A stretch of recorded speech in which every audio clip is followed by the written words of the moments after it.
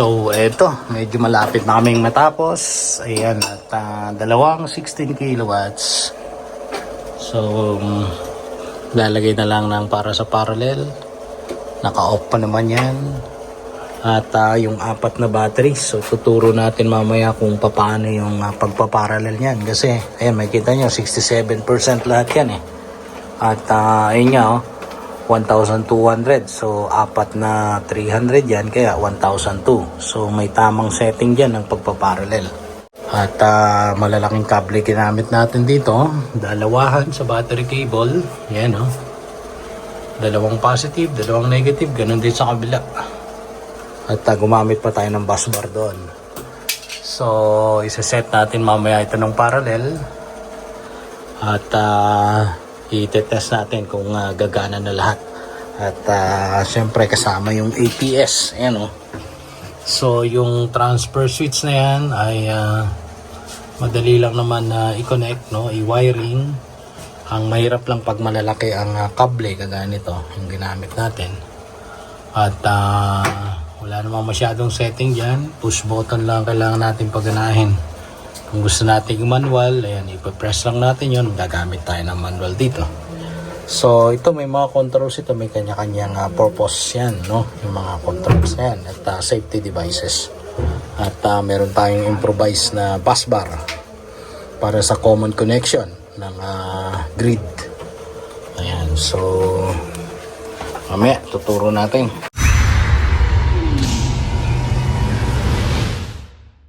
32 kilowatts or 2 pieces of 16 kilowatts from 1 point. Yan, 1 point solar marketing. So SG01 LP1. So single phase yan, single phase. At ito connected na yung ating AC para sa grid. Pero ito kasi ang gagawin natin ay zero export to load, no? Zero export to load kasi kayang-kaya niyang supplyan lahat ng nakakonect dito sa 32 kilowatts. At ito yung connection natin dun sa battery. Ayan, ang purpose niya kaya kailangan dalawa ang nakalagay sa positive na terminal at dalawa din sa negative terminal kasi merong sensor yan sa likod. So pagka isa-isa lang lalagay natin, magkakaroon ng imbalance. So, magkakos ng error yan. At maaring lumabas yung error code na F56. So, ganun din sa kabila. Kaya makikita natin yung apat na battery na nilagay natin. Ayan, nakaparallel na lahat yan. Gumamit tayo ng bus bar. Ayan, sa ilalim, no? At mayroong apat na breaker, no? So, dalawa lang naman yung poles niyan yung polarity, no? Positive tsaka negative. So, kung makikita ninyo, yung isa dito, positive yung connection niyan, yan yung red. At ito, negative, yan yung black. Para yan sa master. At yung nandun na dalawa para sa slave, no? So, positive at tsaka negative din yan, 200 amperes, equivalent to 400 amperes. Nakagaya din ito. Yan. So 200, 200. Kaparehas lang din nun yung DC MCCB na ilagay natin. Kaya kung titingnan natin, itong pole na ito ay 200 amperes at saka ito ay 200 amperes din. So dalawang 200 na DC MCCB. Ayun. Ito kasi yung slave at yung master. So parehas lang yan, no? Dalawa din, sa positive. Dalawang battery cable lang lagay natin at sa negative dalawa din. So makikita natin yan dyan. Ito yung sa negative na dalawang battery cable at dalawa din dun sa positive. Okay, so yan yung connection ng battery natin. At pagdating sa mga panel, ayan, meron kasing 3 strings tayo na nakalagay kagaya nito. String 1, string 2, string 3 sa master. Sa slave, ganun din. String 1, string 2, string 3. May kanya-kanyang DC-MCB, no? At DC-SPD, na ibig sabihin ng DC-SPD ay Direct Current Surge Protection Device. Yun yung mga orange. At yung green, yan yung DC-MCB or Direct Current Miniature Circuit Breaker na kumonekta para makontrol dito, para if in case meron tayong gagawing servicing sa taas, ay doon lang natin i-turn off or si-shutdown at mawawala yung supply dito. So, nakadiretso yan dito, clip type, no? Actually, kaya apat yan, pwede mag-parallel yan eh. So, yung panel naman natin ay naka-series connection. Kaya, yung slot na isa sa negative, isa sa positive, per string, yun lang ang ating ginamit. Okay. So, ngayon, pag nag-parallel, no, unang-una, alamin muna natin kung pareho yung kanilang version ng HMI at saka yung main version.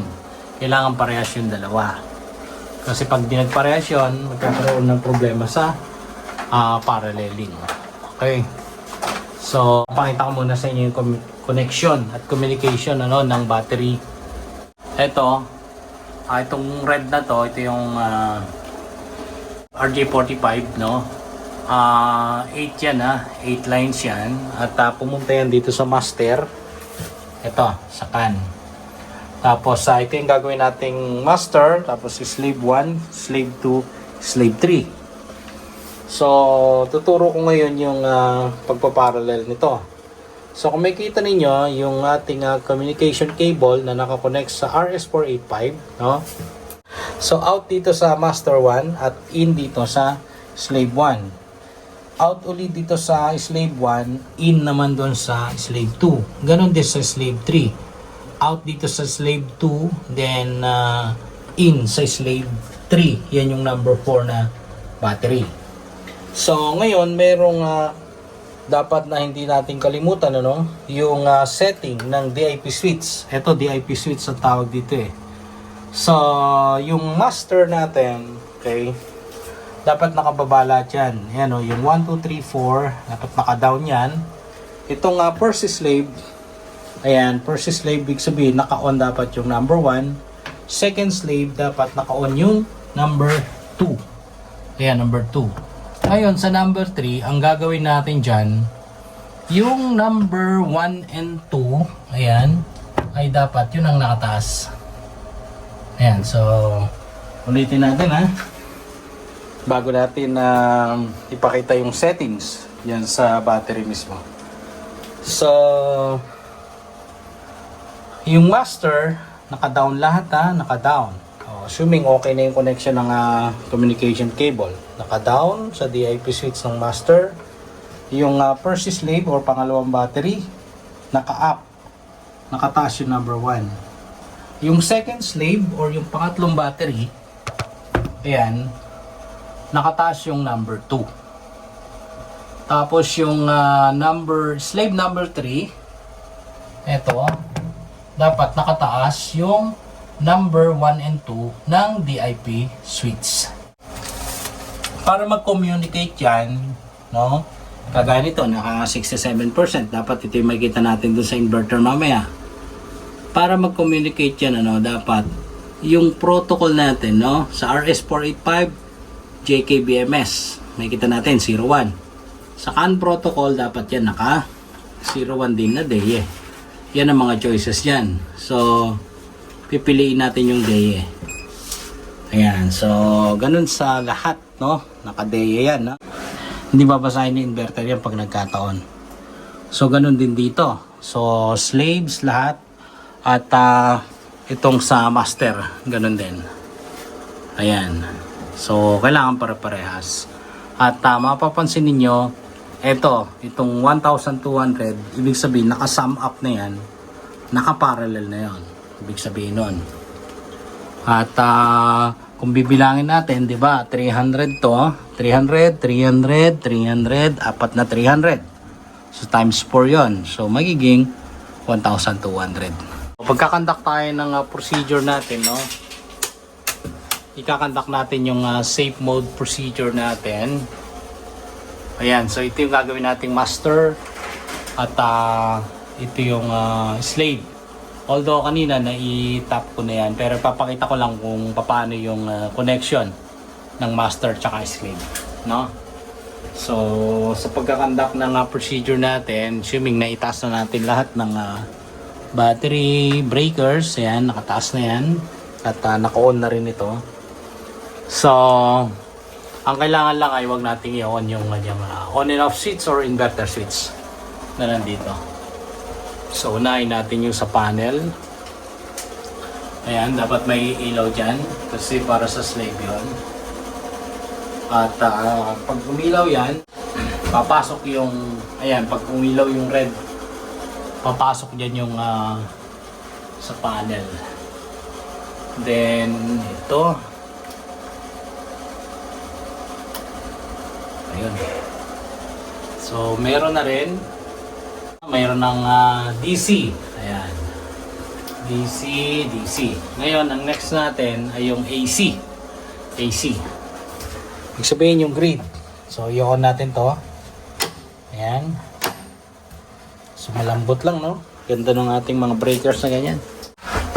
So, ngayon, meron ng supply ng grid at saka yung sa DC, ano, sa panel. Pero hindi pa siya normal ngayon. Papakita ko lang yung M01, no? And sa advanced function. Ayan, so yan yung setting natin ng parallel. Naka-check yung parallel. At ito yung master natin. Kaya 01 yung kanyang code. Mode bus, serial number. Or SN. Ayan, dito rin. Naka-parallel dapat, ano? At yung slave ay naka-check and 02. So, okay na yan. At dito natin makikita na nag-connect na. Ayan o, M01, M02. Na ibig sabihin, itong ating connection ng parallel, kagaya nito. Pagka out dito, or 1 dito, dapat 2 yan dito sa kabila. So, ngayon, ang next natin ay kailangang mag-synchronize yung kanyang load. Okay? So titingnan natin kung magta-transfer to mamaya pag nag-normal, no? So lilipat, no? Kasi ang situation ngayon ay hindi brown out pero nagsa-servicing tayo as if ganon. So kung magsa-servicing at nakapatay yung ating solar, ibig sabihin, no, siya ay pumunta kasi normally nasa reserve power. Yan yung grid or Meralco. So pagka nagkaroon ng power yung ating solar, lilipat yan dito. If in case na mag-brown out, hindi na yan lilipat dito sa kabila kasi solar na mismo ang magbibigay ng power dyan. Okay, so tataas ko lang to kasi bago natin paanda rin mismo, itong inverter switch kailangan naka-sync na. Naka-sync yung kanyang load. Okay, so pipress na natin to at saka ito. So lilipat siya kasi magsa-solar muna yan. So, hintayin natin, may konting delay. Ayan, okay. So solar na ngayon. At hintayin natin na lumabas yung normal niya dito para makita natin kung ilan yung ha-harvestin niya. So, meron na rin namang load, no? Nasa mababa lang, ano, 180. 180 plus 180. Ayan, parehas na parehas, di ba? 360. Ayan, no? So pag maggagawa tayo ng plant dun sa DEYE, no, hindi na natin kailangan pang kagaya nito. Hindi na natin kailangan pang mag-create ng another plant para dito sa slave. So lagger lang ang ating i-add dyan para isang plant lang. Okay, so okay na to. At yung setting natin, no, ayan, naka zero export to load muna tayo. Zero export to load kasi kayang-kaya naman yung supply lahat yan. At marami yung batteries. So ibig sabihin ay masusupply niya.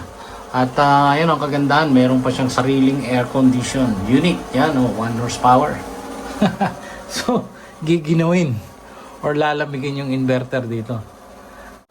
Ito, makikita natin 67%, no? Yan yung state of charge ng battery. At ganun din. Puro 67% lahat yan. Ngayon, 67, 67, 67. Hanggang dun sa dulo. So, pare-pare sila 67. Okay na yan, yung connection natin. At kailangan lang mag-load ng mataas-taas. Yan, may harvest na rin. So, medyo hapon na. Ayan, nag-normalize. Yan na yung pinaka-normal niya, no? Ayan, o, nag-on. Nung oras na magpa 5 o'clock na, no? Ayan. So, okay na to. Tingnan natin, yun, tumaas. Yun, 302. Yung harvest. So, mag-charge siya sa battery. No? So, 170 yung load. 170. Makikita nyo, parehas na parehas talaga. No? Parehas na parehas yung kanyang load. Ayan. Both master and slave. At ang magkaiba lang dyan ito sa solar. Kasi magkaiba ng sources niyan, saka yung orientation. So magkaiba rin, kaya hindi magpaparehas. Ang gagawin lang dito ay bukas mapupull charge ito, pero bababaan natin yung charging current muna. No? Yung ginamit pala natin dito ng cable tray, 100 by 100. No? Medyo malalaki. 4x4 yan. Or 100 by 100. So ayusin lang din to, no? At kagaya din dito, medyo malaki lang talaga. 200.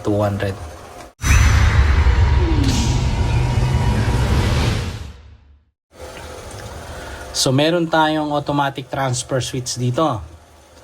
Itong automatic transfer switch natin ay malaki ang amperahe.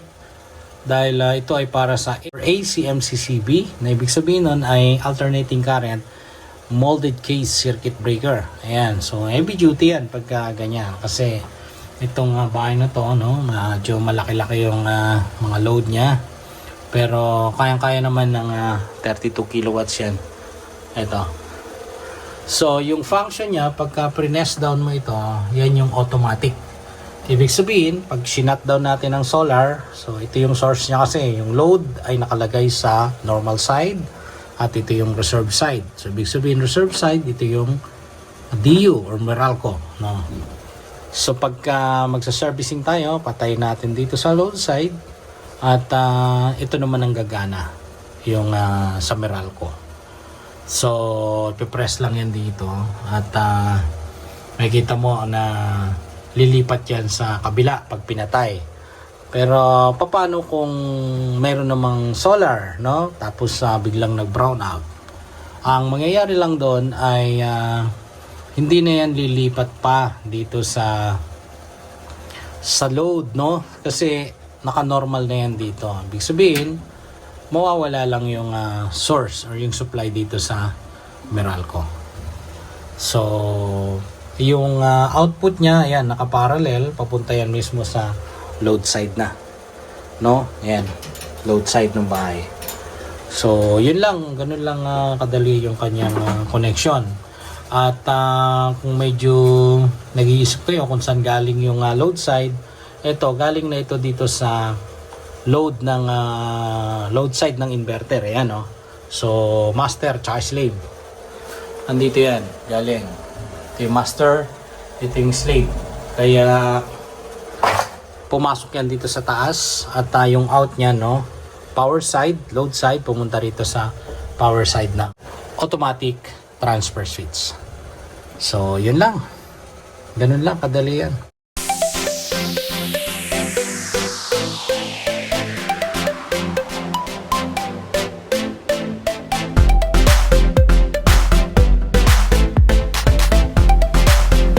So, yun muna mga ka-solar. Maraming salamat sa panonood at usap ulit tayo sa susunod na video. Muli, ang inyong ka-solar, si Solarens.